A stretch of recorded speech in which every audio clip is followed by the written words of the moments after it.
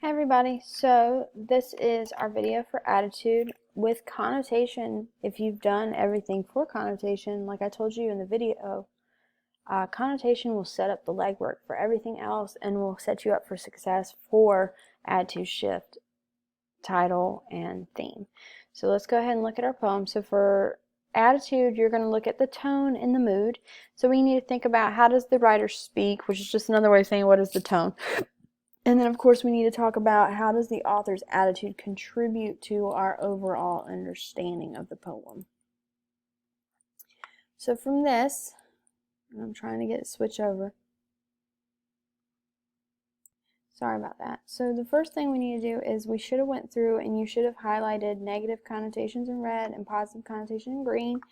And more than likely, you would have noticed in this poem that he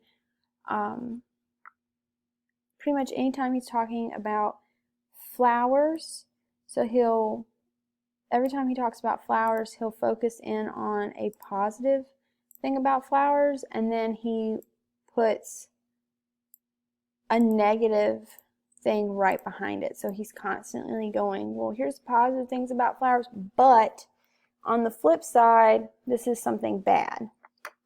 Versus every time when he talks about this tall, ugly weed, obviously being a tall, ugly weed in and of itself is a bad thing, but then he always compares it to this positive thing.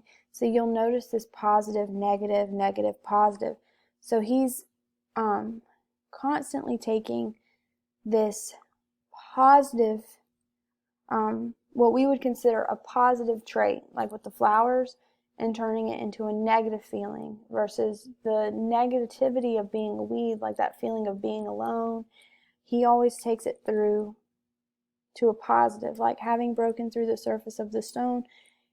When he's talking about the weeds, every time he's talking about the weed and what it's like to be a weed, he's trying to focus more in onto the positive. Like even here with the vast eternal sky, he called it madness, but then he eloquently describes the sky. Okay, to be swayed by the breezes on the ancient seas, like that in itself is a positive phrase. Like that sounds lovely. Okay. So he says, I'd rather be unseen, and then if shunned by everyone, this of course is negative. Okay, then to be a pleasant smelling flower. And then he talks about the flowers, it's good. Plays, handled, and plucked. Like none of this is bad, but then he takes this good thing about the flowers and turns it into something ugly. So you'll notice that he's constantly taking these positive things and making it into something ugly. So what is the overall mood of this? So I have to think about, for mood, it's how does it make me feel?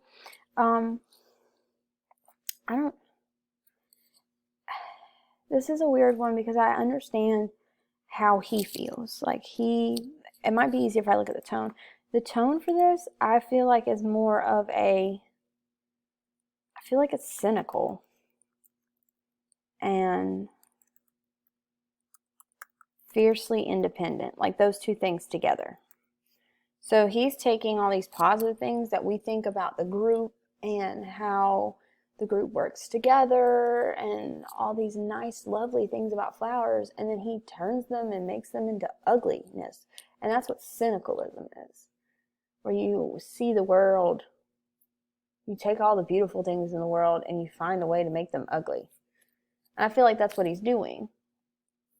But he's also fiercely independent. So he has a twofold tone going over here. So I guess a good way to put it would be rebellious. So now I have to think about how does it make me feel? And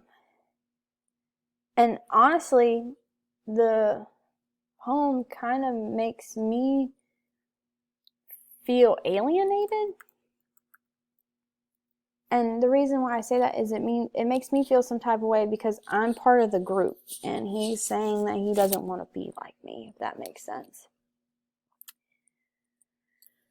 So how does the author's tone contribute to your overall understanding of the poem? So his cynical tone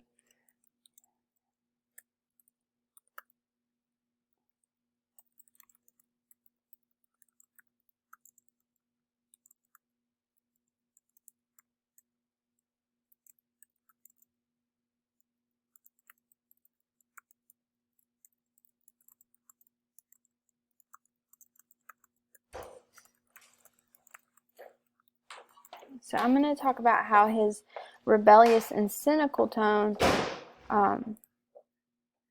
helps me with my understanding that he wants to be different from everyone else in the group. Like, that seems to be his main thing. Like, he takes all the good things that we think being part of a group and being a regular person, and he makes it ugly. And then at the same time, he also takes this whole idea of being alone and turns it into this awesome idea of being free and being unique and different.